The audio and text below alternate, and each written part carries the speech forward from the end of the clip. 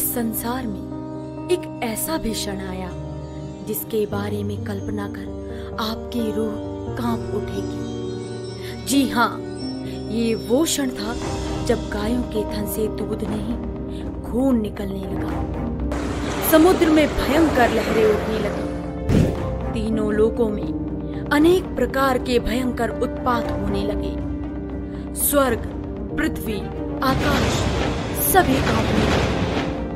आकाश में नक्षत्र और मनुष्य हिलने डुलने लगे, भयंकर आंधियां चलने लगी, सूर्य और चंद्र पर राहु और केतु बार बार बैठने लगे, उल्कापात होने लगे, बिजलियां गिरने लगी, नदियों तथा जलाशयों के जल सूख गए, उल्लू, सियार आदि सभी रोने लगे।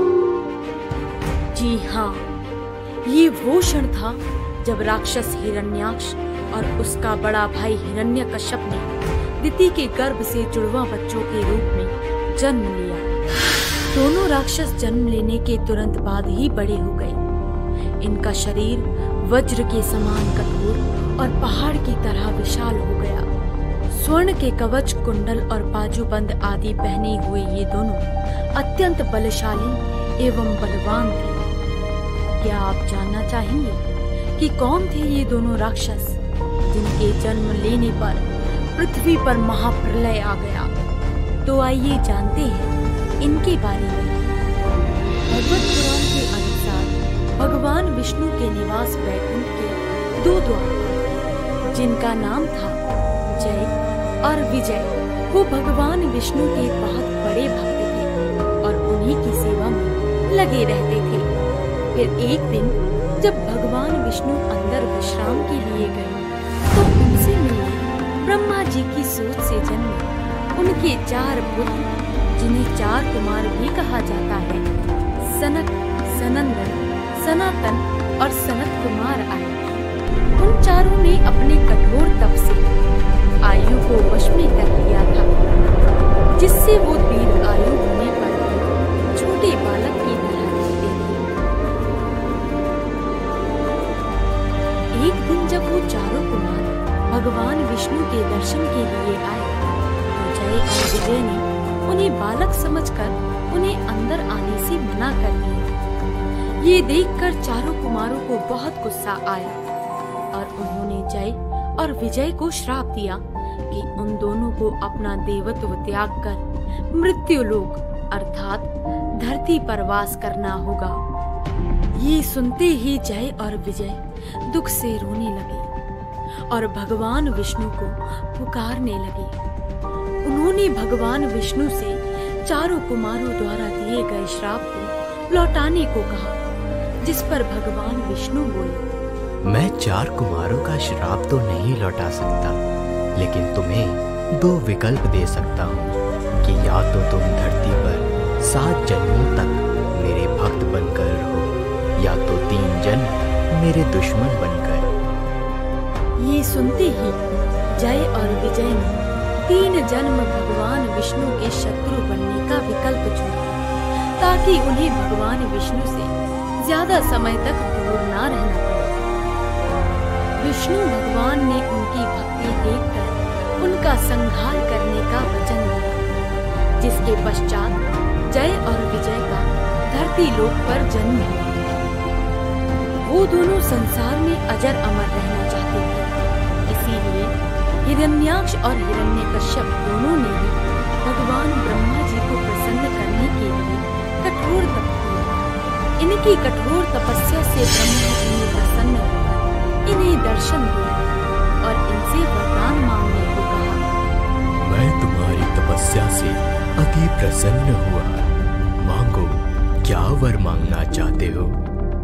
हे ब्रह्मदेव, हमें वरदान दीजिए कि कोई भी युद्ध में हमें पराजित ना कर सके, ना ही कोई हमें मार सके। ब्रह्मा जी उन्हें वरदान देकर अपने लोक चले गए। ब्रह्मा जी से वरदान पाकर हिरण्याक्ष और भी अधिक उद्दंड और अहंकारी हो गया। तीनों लोकों में स्वयं को सर्वश्रेष्ठ बताने के लिए एक के बाद एक वो अत्याचार करने लगा। वो अपने घमंड में इतना चूर हो गया कि तीनों लोगों को जीतने निकल पड़ा, जिससे चारों ओर हाहाकार मच गया। वो इंद्रलोक में जा पहुंचा और देखते ही देखते उसने पूरे इंद्रलोक पर अपना अधिकार जमा लिया। इसके पश्चात राक्षस हिरण्याक्ष पाताल लोक पहुंचा और वरुण देव को युद्ध के लिए ललकारने लगा। हे वरुण देव, आपने जगत के संपूर्ण दैत्यों तथा दानवों पर विजय प्राप्त की है। मैं आपसे युद्ध की भिक्षा मांगता हूँ। आप मुझसे युद्ध करके अपने युद्ध कौशल का प्रमाण दें। हिरण्याक्ष की बातों पर वरुण देव को क्रोध तो बहुत आया, पर समय को देखते हुए उन्होंने हंसते हुए कहा, अरे भाई, अब लड़ने की चाह नहीं है और तुम जैसे बलशाली वीर से लड़ने के योग्य अब हम तो नहीं हैं। हो सकता है कि तुम महान योद्धा और शूरवीर हो, लेकिन भगवान विष्णु से अधिक शक्तिशाली नहीं हो।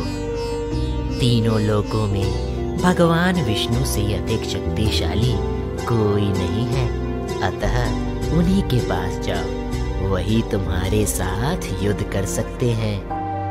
वरुण देव की बात सुनकर उस दैत्य ने देवर्षि नारद के पास जाकर भगवान विष्णु का पता पूछा। देवर्षि नारद ने कहा कि भगवान विष्णु इस समय वराह रूप में पृथ्वी को रसातल से निकालने के लिए गए हैं। इस पर हिरण्याक्ष रसातल में पहुंच गया और वहां उसने भगवान वराह को अपनी दाढ़ पर रखकर पृथ्वी को लाते हुए देखा। ये देखकर हिरण्याक्ष बहुत क्रोधित हो गया और वो असभ्य भाषा में कहने लगा, अरे जंगली पशु, तू जल में कहां से आ गया? मूर्ख पशु, तू इस पृथ्वी को लेकर कहां जा रहा है? इसे तो ब्रह्मा जी ने हमें दिया है। रे अधर्म, तू मेरे रहते इस पृथ्वी को रसातल से नहीं ले जा सकता। तू दैत्यों और दानवों का शत्रु है, इसीलिए आज मैं तेरा वध कर डालूंगा। हिरण्याक्ष वराह को पृथ्वी को ले जाने से रोकने की कोशिश करने लगा। वराह रूपी भगवान विष्णु हिरण्याक्ष की असभ्य बातों को अनसुना करते हुए आगे बढ़ने लगे। वराह पर हिरण्याक्ष की कड़वी बातों का कोई असर नहीं हो रहा था और वो अपने दांतों में धरती को लिए हुए बस आगे बढ़ते जा रहे थे। हिरण्याक्ष भी वराह का पीछा नहीं छोड़ रहा था। वो एक बार फिर से उन्हें असभ्य बातें कहकर ललकारने लगा। निर्लज्ज, कायर, पशु, अधर्मी, पापी, रुक जाओ। तुझे भागने में लज्जा नहीं आती? मेरा सामना करो। हिरण्याक्ष की इन बातों को सुनकर वराह को बहुत क्रोध आ गया, किंतु पृथ्वी को वहां छोड़कर युद्ध करना उन्होंने उचित नहीं समझा और उनके कटु वचनों को सहन करते हुए वो जल्दी ही चल के बाहर आ गए और इस तरह पृथ्वी को रसातल से सुरक्षित बाहर निकालकर उन्होंने उसे समुद्र के ऊपर स्थापित कर दिया। तब हिरण्याक्ष को बहुत क्रोध आया और वो हाथ में गदा लेकर निहत्थे वराह पर हमला करने लगा। तुझे कोई नहीं बचा सकता, ये ले। वराह खुद को बचाते हुए कहने लगे, तुम्हारे पाप का घड़ा भर चुका है हिरण्याक्ष। मैंने तुम्हारे पापों को बहुत सहा है। तुमने अति कर दिया है। तुमने मुझे ही नहीं बल्कि पूरे संसार को तबाह कर दिया है।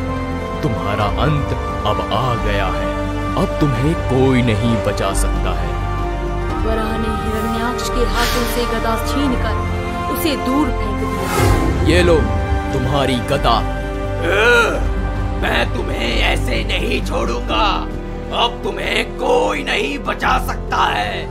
हिरण्याक्ष शक्ति से त्रिशूल प्राप्त कर लेता है और वराह को मारने का प्रयास करता है। वराह हिरण्याक्ष के हाथों में त्रिशूल देखकर क्रोधित हो उठते हैं और फिर शक्ति से सुदर्शन चक्र प्राप्त करते हैं। अब तुम अपने आप को बचा सकते हो तो बचा लो। अब तुम्हारी मृत्यु सिर पर नाच रही है हिरण्याक्ष?